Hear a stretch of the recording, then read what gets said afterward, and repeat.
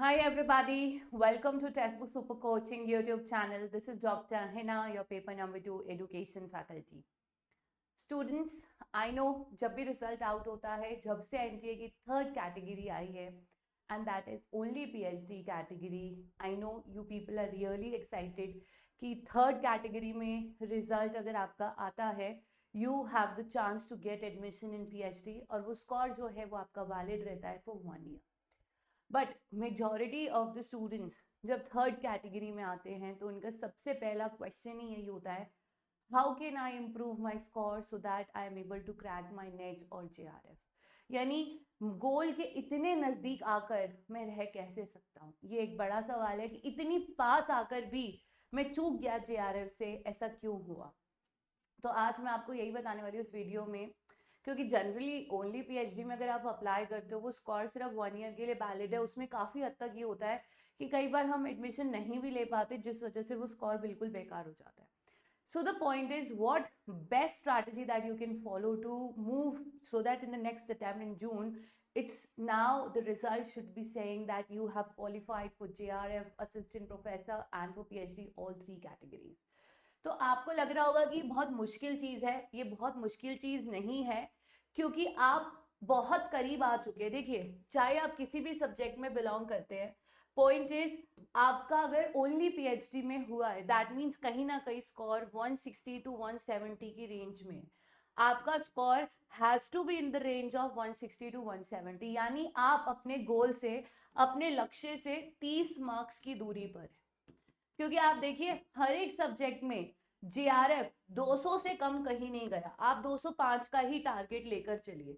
आपका टारगेट होना चाहिए कि अब मुझे 205 से ज्यादा ही स्कोर करना है, उससे कम नहीं लेना है। एंड आप उन सभी स्टूडेंट से बहुत बेटर सिचुएशन में है जिनका भी नहीं हुआ या फिर उनका फर्स्ट अटेम्प्ट है, क्योंकि आपको ऑलरेडी ये पता है कि 160 मार्क्स 170 मार्क्स का पेपर आपने सॉल्व किया, वो सही भी हुआ, जिस वजह से आपका थर्ड कैटेगरी में एडमिशन हुआ है। यानी कमी कहां पर है? आपकी रिवीजन में, क्योंकि आप उस समय मजे कर रहे थे जिस समय टॉपर पढ़ रहा था। एक रीजन तो ये है, ज्यादा चिल कर लिया। इतना भी चिल नहीं करना कि अगली बार भी ओनली PhD कैटेगरी आ जाए। यानी मजे करने हैं बट इतने नहीं, अब इतना पढ़ना है कि 30 मार्क्स और बन जाने चाहिए। यानी आपको बहुत कुछ आता है और आपको बहुत कम ऐसा जो नहीं आता है। फिलहाल अब आपका फोकस इस एरिया पे होना चाहिए, आपको क्या नहीं आता है, क्योंकि जो आपको आता है वो तो आपको आगे भी आता रहेगा, आपको उसको रिवाइज करना है। So you are still better than दोस्त जिनका ये फर्स्ट अटेम्प्ट है, क्योंकि वो सब कुछ पढ़ रहे हैं फ्रॉम द बिगनिंग, जो आपने पढ़ लिया था तभी आपका ओनली PhD कैटेगरी क्लियर हुआ है। यानी अब आपको चिल कम करना है और उस टॉपिक को पकड़ना है जिसमें आप कमजोर हैं, और आपको करनी है regular revision. Regular revision means जो आता है वो और स्ट्रांग हो जाए, और जो नहीं आता है उसको धीरे धीरे धीरे आप अपना स्ट्रेंथ बनाते चलिए। तो इसके लिए बहुत जरूरी है, जैसे कि पिछले टाइम में हमने गलती करी होगी, कल से पढ़ लेंगे, कल से पढ़ लेंगे, कल से पढ़ लेंगे। अब कल से नहीं पढ़ना, आज से ही पढ़ना है, पहली चीज। दूसरी चीज, believe in your self. Don't smile कि यार नहीं मेरा PhD हो गया। अपने एम को बड़ा रखिए, टारगेट JRF को बना के चलिए, यहां से आपने बैकआउट नहीं करना है। The point is believe in your self and make sure अब आप कल से नहीं, अब आप आज से पढ़ना स्टार्ट कर दे। ठीक है, तो देखिए यहां तक फर्स्ट परसेंटाइल तक पहुंचना आपके लिए अब डिफिकल्ट नहीं है।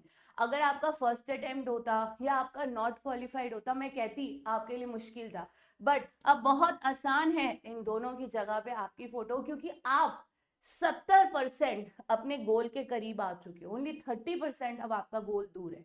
और जो फर्स्ट कमर है उनको तो 100 के 100 कदम चलना है, आप 70 कदम तक आ चुके हो। इट्स जस्ट दैट 30% आपने अपनी जेब में करना, उसको और स्ट्रॉन्ग करना है।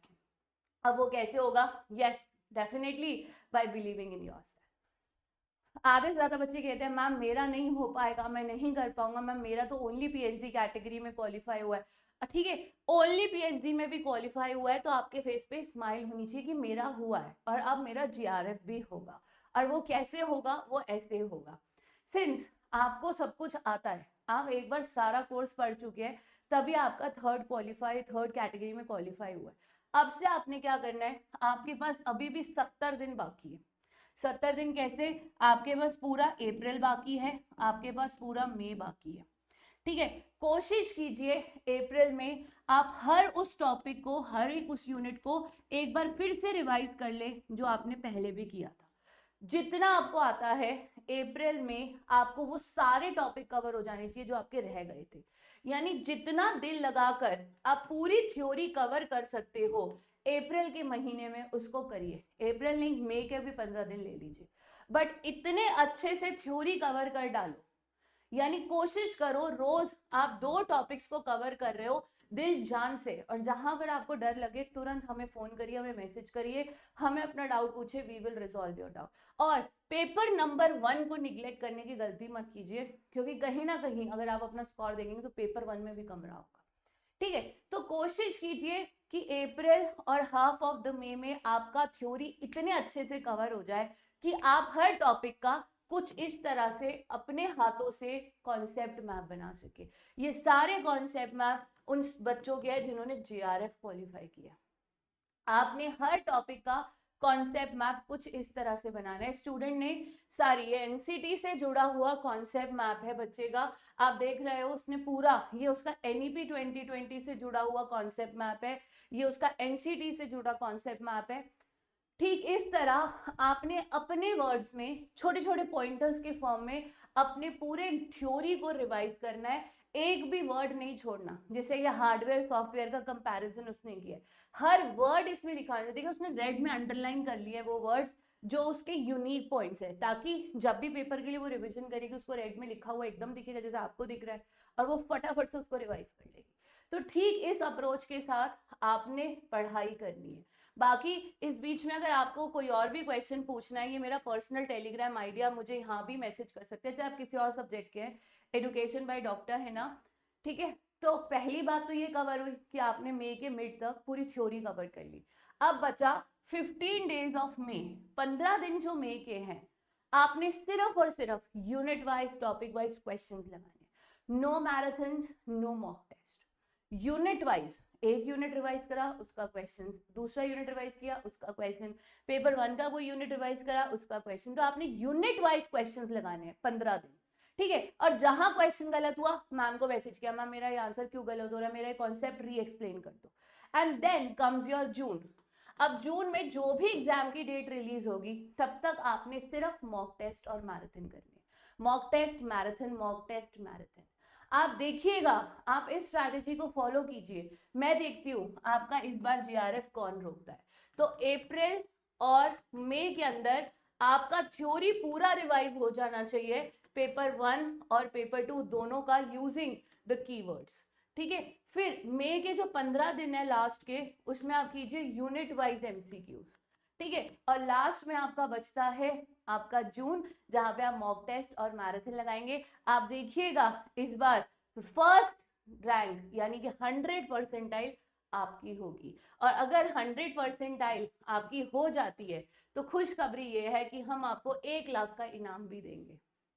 तो अनम और दीक्षा की जगह अगली बार 100% पे आपका फोटो होना चाहिए, और अगर आप 100% स्कोर कर लेते हो जून 2025 के अंदर, तो देखिएगा 1 लाख का इनाम हम देंगे आपके घर आकर।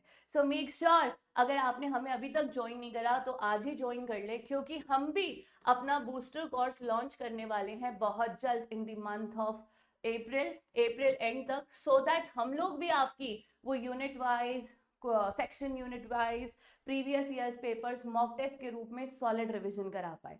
और अगर आज आप हमें ज्वाइन कर लेते हो तो कूपन कोड यूज करिए हिना डी, प्राइजेस इससे भी कम हो जाएंगे, या फिर @डॉक्टर हिना पर मुझे मैसेज कर दीजिएगा, टीम आपको कॉल कर लेगी, ठीक है। तो प्लीज मेक श्योर या तो आप हमारे साथ पढ़ना शुरू करिए या आप खुद पढ़ना शुरू कीजिए। मकसद क्या होना चाहिए, 100% और टॉप रैंक बनना, और वो जरूर होगा अगर आप आज से शुरुआत करते हो।